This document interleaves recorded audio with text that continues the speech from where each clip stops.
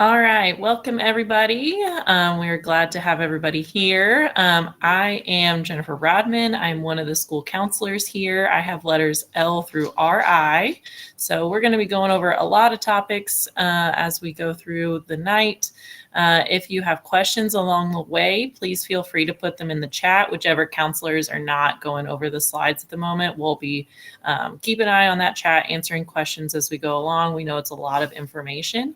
Like I said, we are recording, so if you have questions or you have to step away and they don't get answered, or you just want to go back and view it again, we will send that out probably next week to all parents and students so that you guys have access to this recording and the presentation with all of the links that we'll talk about as we go along. So I'm going to go ahead and get started. So the first topics is just these are the different topics we're going to go over along the way. So a lot of it is college. We're going to start with graduation, end with some more particular, not everything will apply to everybody, but we're just trying to get all the information out there. So for seniors, the biggest thing is graduation. So graduation is May 25th at 10 a.m. We get questions of this every year. We do plan to have it out on the football field. So it will be no tickets. All are welcome to attend. Seniors will have to be there earlier than 10 a.m. But all families and everyone is welcome to come. So in order to get to graduation, we have to complete 3 check marks overall. So we are meeting with all seniors individually to go over these, to make sure individually if they have questions that we've done a final check, make sure they know all of their requirements. So that diploma is the biggest one, passing all of their classes. All of them should graduate with a general core 40, academic honors or technical honors, and a minimum of 40 credits. The academic honors and technical honors require a little bit more at 47, but all of those check off that first box of a diploma. The second box is the senior project. So that's been new in the last couple of years. We've had really great projects the last couple of years, and we've had really great success. So your senior will either be doing that this semester, or some of them will be doing it next semester. It consists of a 20-hour project. So that can mean a lot of different things. It can be some volunteering, some creating of things, donating things. They will have a staff member, Miss Mary Weedman, who runs the senior projects and presentations. She will meet with every senior individually to go over what their idea is, proposals, make sure that they are on track, help them if they are struggling with that. So they'll either be in doing that this semester and presenting in November, or doing it next semester and presenting in April. So if you have questions about that, feel free to reach out. And then the last box is the post-secondary competency, which we get a lot of questions on. It's probably the most confusing one. We track that and we make sure that all students are good there. The first way to check that off was the SAT last year. Pretty much every senior took the SAT last year in March. If they didn't meet it that way, there's all these other ways to meet it, whether it was the ACT, ASVAB, getting an honors diploma, attending C9, or taking enough dual credit AP classes. If they have not met those yet, we are meeting with them to go over what they need to do to meet those, or to at least check off that requirement. So if you have questions, once again, let us know. That one's the most confusing, but know that all the counselors track all of that to make sure that seniors are good to go. The next slide is basically what we start talking about with seniors is their future plans. And one of the biggest things that we get questions on is college applications. So there are multiple ways to apply. The first step of senior year usually is if you have a senior that is attending college, is to apply to schools. The big deadline is November 1st. So there's 2 different ways to apply, either through the Common app, where a bunch of schools come together and created a single application with little tinier applications underneath of that for each of them, so that you only have to fill it out once, along with their individual requirements. So that is at commonapp.org. A student signs up for an account. They request their counselor to be I think it's called a recommender. And we put in their transcript, all our information, and that's how they can apply to a bunch of different schools: IU, Purdue, Butler, schools that aren't in state, that are out of state. If a student would like to apply just by individual college applications, say they're only applying to 1 or 2 schools and they don't want to do the Common App, they can also go to the website. If they do that, they do need to sign up for a Parchment account at parchment.com, and that is how we will get their transcripts sent individually to those colleges. If they're applying through Common App, they don't need to do that. We will upload it automatically. There is a week later on in the semester, it's September 25th through 29th, where a lot of colleges will offer free applications. I think they're still working on the list of which colleges are able to offer free applications and which are not. So that won't come out for a couple of weeks, but there are some colleges that offer even free applications the whole month of September. So that is a great website to go and look at to try and cut down on those application costs. A lot of colleges, college applications, and scholarships in the spring will ask for letters of recommendation. So I ask a lot of students if they can give me a brag sheet or a resume to help us fill that out. So it's something that a resume is great to have anyways, but having at least something to give teachers or counselors so that we can best represent each student and what they are interested in, because we only see a small portion of them and they have so much that they do outside of school that we don't always know about. So that's the first step. Like I said, in August, September, October is just applying to colleges if that is their plan after high school. And that November 1st is a priority deadline, meaning that they have the best chance of getting into individual schools, the best chance for financial aid. So I think that's all I got for this slide, and I will hand it off. Okay, I am Casey Murphy, and I'm one of the other counselors, and I work with students' last names A through D. And one of the big questions we get are in regards to college visits. So obviously, the best way to determine whether a college is going to be a good fit is to physically visit that campus. A lot of students may have that goal or that dream college in mind. Maybe, parents went there, friends are going there, and then they go visit the campus and it's not exactly the right fit for them. Or vice versa. They kind of decide to go visit a campus, they're not really excited about it, and then all of a sudden it's just this perfect fit. And so without actually going and visiting and walking around the buildings and checking out class sizes and things like that, it's kind of hard to get that personal feel for the college campus.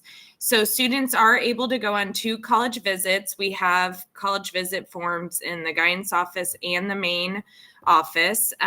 If for some reason you aren't able to get a form, I would still just call them in and mark them as a college visit, whether it's a phone call or a college visit. It still does, we put a note on there, it still goes towards that overall absence count for the final exam opt-out. So that's a huge thing we get asked. It is 4 days for the final exam. I just wanted to mention that. It used to be 3, so now they get 4. But ideally, you get the form before you go, and then you have someone from the campus sign the form. That way we can confirm that the student went. But again, it's not, a huge deal if you're not able to get that form before you go. But again, they can go on 2, and it doesn't count against their total absences. For the students are basically given 8 in a school year before it kind of starts to count against them. Most colleges offer virtual visits if you're not able to physically go there, again, the best way to do it is to go there so you can actually walk around, but we understand sometimes things happen. So they will offer virtual or weekend visits. I know with parents working, it may be a little difficult to get off. So they do offer weekend visits. We always just tell students to go to the school's website, and it will say like visit campus or visit here, and it'll allow them to either sign up for specific dates where it's going to be a group tour, or it may just be we're having, you can come visit from this time to this time. So we definitely encourage students to do that if they haven't already, just so they, don't spend money applying for a camp or college that maybe isn't a good fit for them. You also can go visit over breaks, like fall break, things like that. There is something to be said for being there while they're in session, though. While students are there, you kind of get that feel for what campus life is like. So if they're also on break, yes, it's quiet to walk around and it's less chaotic, but there's something to be said for, just seeing that true feel for while students are there. And we always tell students to come prepared with a list of questions, especially when they go on the tour, that they can ask their tour guide. So it's always good to just kind of, think about some things that, what is student life like is, a lot of times they ask about the Greek system and athletics and clubs and what they like about it and the classroom size. So it's always good to come with a list of questions and make sure you get those answered. And we did attach a link with some of the questions that we would recommend.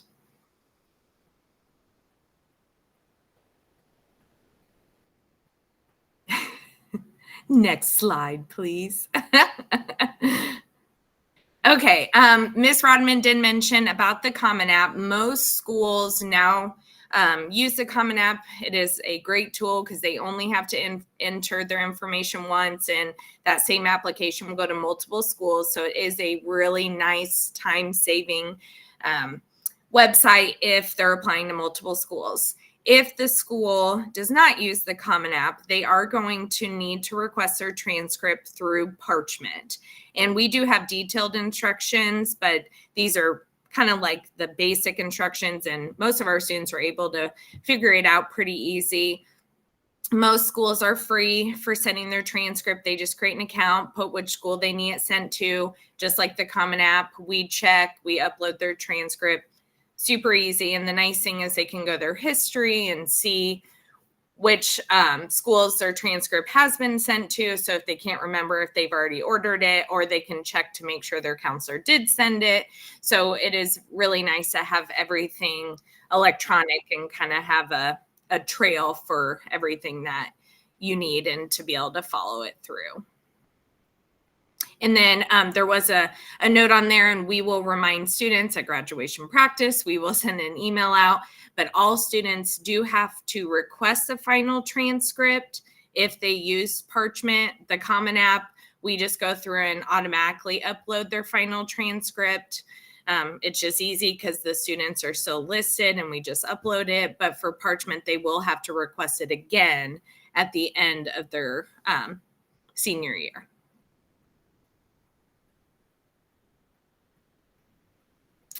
Okay, and then one of the things Ms. Rodman did mention is how pretty much all seniors took the SAT last year. So that was kind of a newer thing for everybody, just because it is now in a sense, the graduation exam.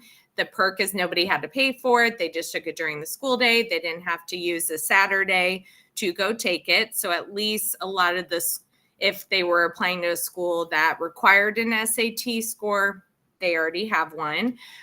Something new that kind of happened around COVID is that a lot of the schools went to test optional, which is nice if you are not a strong test taker.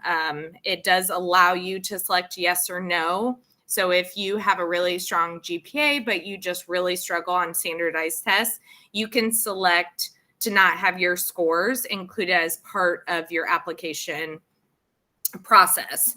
And then on the flip side, if maybe you struggled a little bit your freshman year and your GPA and everything isn't as high as you want it to be, but you're a really strong test taker, then you would want to include your scores as part of your application. So it is kind of nice that they now give you the option to include it or not.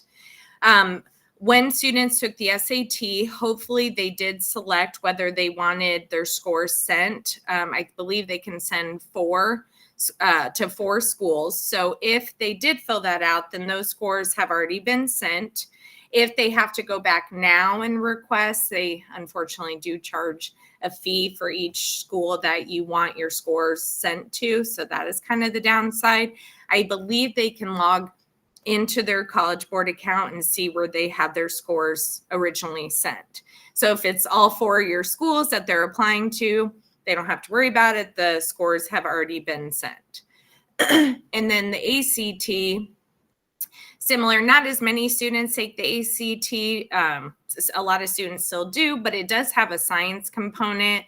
So we kind of encourage a lot of students that if you are thinking of a science-related field for your major, it would be, a good idea to take the ACT. Plus, if you take one of each, you may score better on one over the other. So it kind of gives you the best chance to get the best score to have submitted if you choose to. And then the note at the bottom, just a reminder, if students are on free and reduced lunch or are a 21st Century Scholar, they can contact their counselor to get a fee waiver for those exams. And then the FAFSA, everyone loves talking about the FAFSA. It is the financial aid application. We do encourage all students to fill this out, regardless of income from a family. If you know that you're going to make too much and you're not going to qualify for any assistance, we always encourage parents to fill this out no matter what. Things can happen. We've had situations where a parent lost their job after, the deadline, and then they weren't able to file. And it's just a good idea and good practice to go ahead and plan to fill this out. Worst case, they just tell you make too much money, which no one would ever complain about that until it comes to the FAFSA. Starting this year, it will be available December, and you can use your tax return that you filed this past April. And there's the website that you would file. 21st Century Scholars absolutely have to. You will not qualify for your scholarship if you don't have a FAFSA on file. So that's not for everyone, but again, it's just good practice for everyone to plan to file it each school year. And then there's a couple dates on there. We have a financial aid awareness night. It's going to be September 14th. We're going to offer it during the day and at night. So just to kind of prepare and kind of, see what FAFSA is like, and just to kind of get used to the process and the language and everything. And then after that, we will also have a FAFSA completion night. And that's usually the most attended because you can actually fill out your FAFSA. And because it is confusing, it is tedious, it is a very stressful application because you don't want to mess it up because it involves money. But you can actually fill it out, and there is a representative there that can help if you have questions. Just make sure you're doing it correctly. And we will have one January 11th during Coach-In at night. I know a lot of places offer FAFSA completion nights, so if you're not able to. And we usually, Mr. Powers is good about sending out additional dates of locations that offer that. And then we also have finalizing financial aid night on April 4th, because one question we get asked a lot is, okay, I got my financial aid package. I don't know what this means. Is this the money I'm now responsible for? I don't understand. And it is confusing. So they kind of go through, what does this mean? What are you now responsible for? Here's some grants, some work study options too. So it's just kind of going over that package and what to do now. And then Invest Ed, I believe, is who kind of oversees all 3 of these events, or at least the majority of them, but it's a really, really great resource for all FAFSA questions and everything that you would need.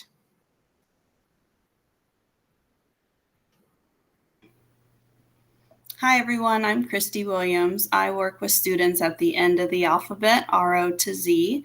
And first, I wanted to talk to you about the scholarship process and what that kind of looks like for your student senior year. So kind of the nice thing that we've been talking about is like application season is right now to colleges and universities. And then there's usually a little bit of a lull, and then you'll fill out the FAFSA form that we talked about.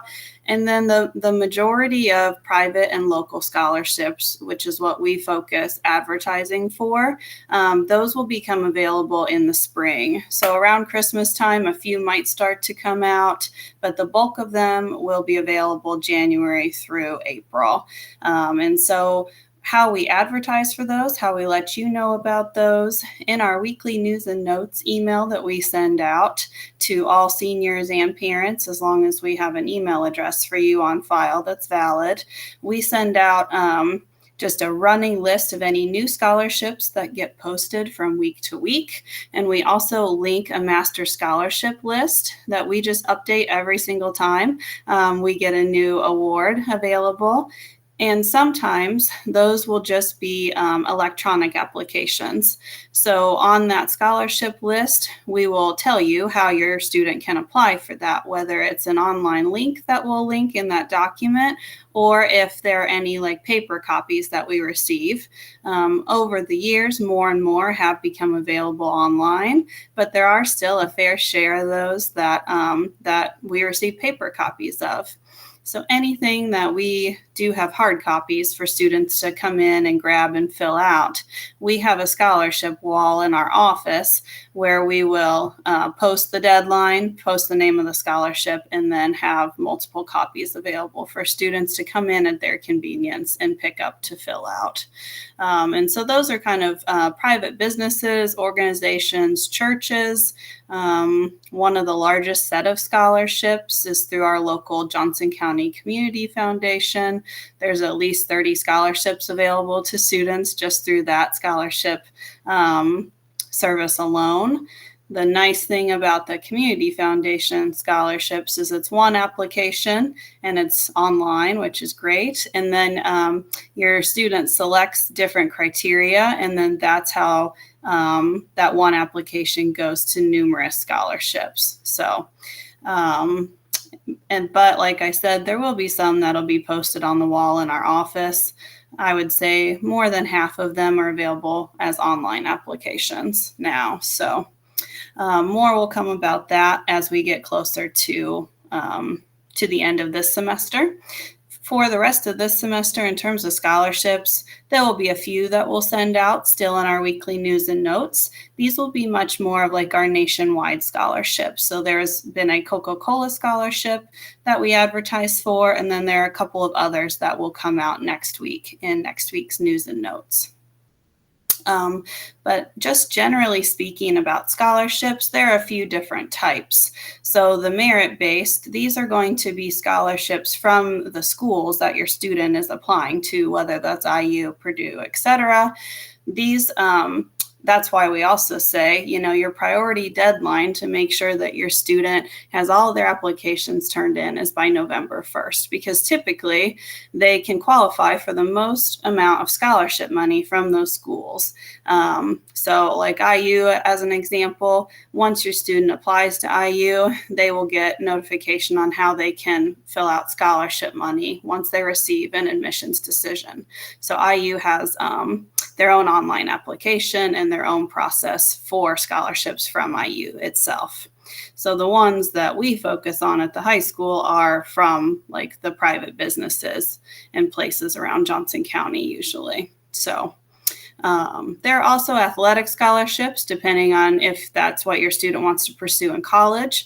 These are typically for D1 and D2 schools. So Division III schools cannot offer athletic scholarship money, but some of those scholarships might apply if your student is planning on playing a D1 or D2 sport in college.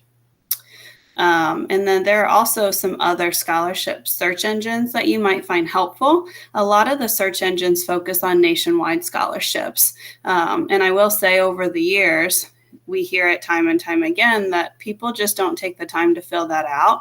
And there are thousands and thousands upon scholarships that aren't awarded year after year because people don't take the time to fill them out. So we listed a couple of different scholarship search engines below, and we'll send this this presentation out that'll have everything linked to. But InvestEd, the company that we bring in to talk about financial aid in general, they have a scholarship search engine built right into their website, and it's really great.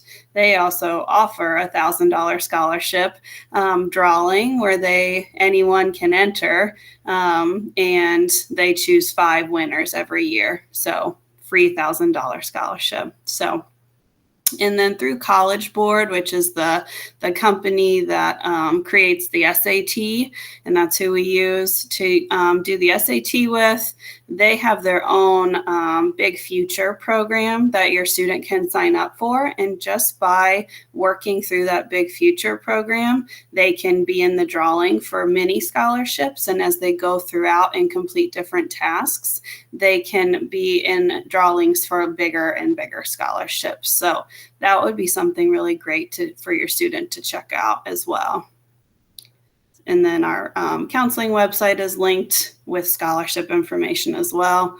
But really the master scholarship list that'll be linked in our guidance news and notes at the end of the semester will be nice because you can see it at the same time as your student. It's available for everyone to view. It's just a Google Sheet that we link. And so you can see new scholarships post in real time to help remind your student, like, hey, this one's new this week. Let's get this application done.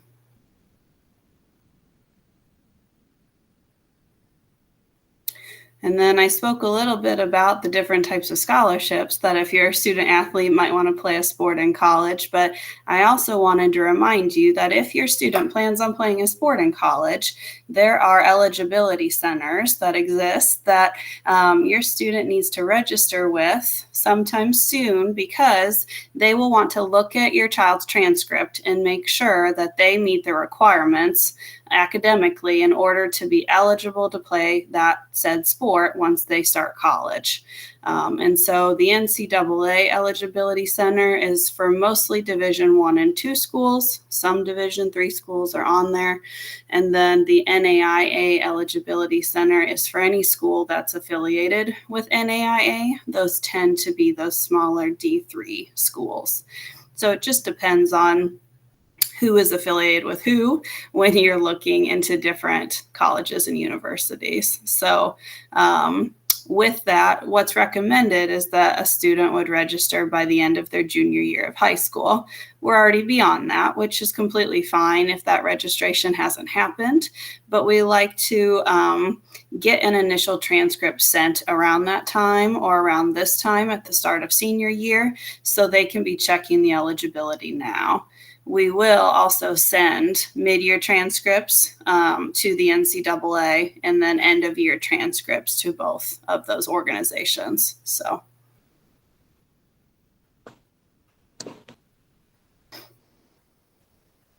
and then we also wanted to talk about 21st Century Scholars. If your student is in this category as a scholar, there are 12 things that they have to complete by the time that they graduate from high school. And so we have different meetings that can help them with that. But some of the basic requirements to earn that scholarship money is to graduate with a Core 40 diploma, have at least a 2.5 or higher GPA, complete those 12 scholar success activities like I mentioned. One of them is completing that FAFSA form that we spent a few minutes talking about. A couple of them are watching videos. Another one is applying to colleges or taking a college tour. So a lot of them, the student is doing anyway throughout their senior year.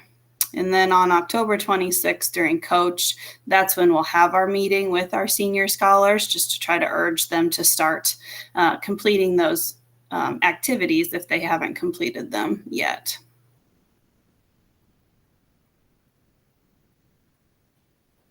And then we talked about general cap and gown information at our senior meeting yesterday during Coach. But so families are aware, Wednesday, November 1st, during our coach period, Jostens will be here to pass out cap and gown ordering forms. So if your student cannot be here that day, or if they are at C9, then they may not be able to attend the actual coach meeting. We'll have extras of those forms in the counseling office. And the great thing is that Jostens, you can now order everything online. So online ordering will be up and running after that November 1st meeting. So, and then during lunchtime on November 10th, that's when Jostens will be back here during lunch to be able to collect any order forms. So you can just fill out the paper form if you prefer. The thing that we want to make sure that you understand about Jostens is ordering the cap and gown around this time, it will be the cheapest price that it will be all year. As we approach closer and closer to graduation, to May, the prices start to increase. So I think it's around $40 or so for the cap, gown, and tassel. And then they also have lots of other they have graduation invitations and a whole bunch of other graduation gear that you could choose to purchase, but the prices increase on that cap, gown, and tassel the longer that you wait to purchase. And then we have that question. I see that question in the chat. So all of our graduates are in blue now. So if you have a former student who had a blue cap and gown, then you could reuse it if it's about the same height and everything needed. So you might just need to order a new tassel with the new graduation year. So yeah, that was a good question. And then, as always, we're happy to answer individual questions if you have any about your students. Our contact information is up here, and we'll leave it up there. And really, this is time for you to ask questions in the chat if you have any, or feel free to reach out to us individually. We talked to the seniors and coach yesterday, and this is my favorite time of year, is helping students figure out what they're going to do with their next steps with life after graduation and how to get them there. So I really am looking forward to meeting with your students. But yes, please ask questions now if you have anything, or if you prefer to ask, directly by unmuting yourself, that's completely fine as well. But thank you so much for joining us. We really appreciate it. We hope that you found this helpful, and we're happy to answer any more in-depth questions if needed.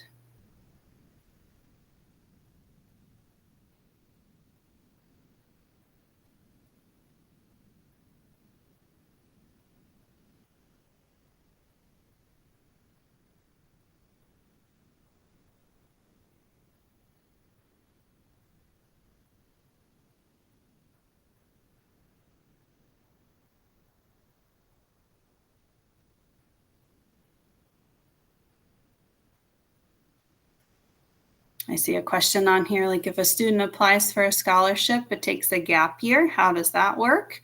It depends on the scholarship, as the short answer, but the longer answer is sometimes the scholarship committee would be willing to hold that for the student for that gap year, but a lot of times it would just mean that they would have to rescind the scholarship back to the scholarship committee. It just depends on who the scholarship is managed by.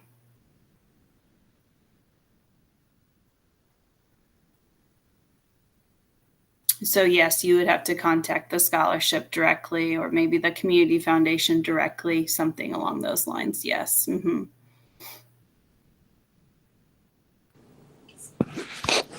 What if your student wasn't there yesterday during coach time? To hear all the information that we talked about? Yes, ma'am. Yes, good question. So we used an agenda that we had typed up. So Mr. Ahaus actually shared a copy of that agenda to all seniors in their email, in their student email account. So a lot of it's what we talked about today, but there was additional information that Mr. Ahaus covered. So I would say have your student check his or her email and look for that agenda. And if they have questions about anything in particular, we're happy to help answer those. Thank you. You're welcome.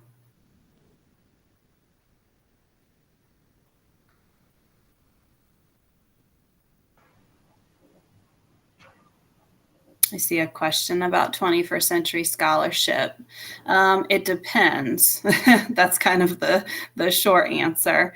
The 21st Century Scholarship is now based upon your income. So they take a look at your income as a family at the time of graduation, and it is based upon a scale toward how much of that scholarship you would receive, your student would receive to pay toward their first year of college. Private colleges can vary in what 21st Century Scholarship money they accept. It depends on the college. Franklin College in particular generally will accept the 21st Century Scholarship as full tuition if the scholar is receiving the full 21st Century award money for their freshman year.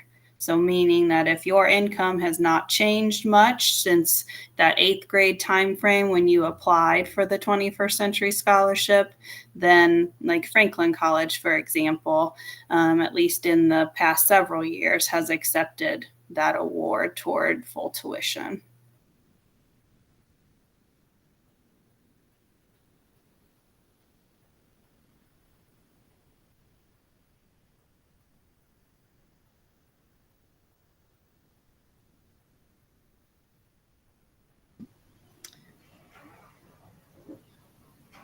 I'm going to go ahead and stop the recording, but we'll stay on here for a few more minutes if you guys have questions. So just let us know, but I'm going to go ahead and stop that recording.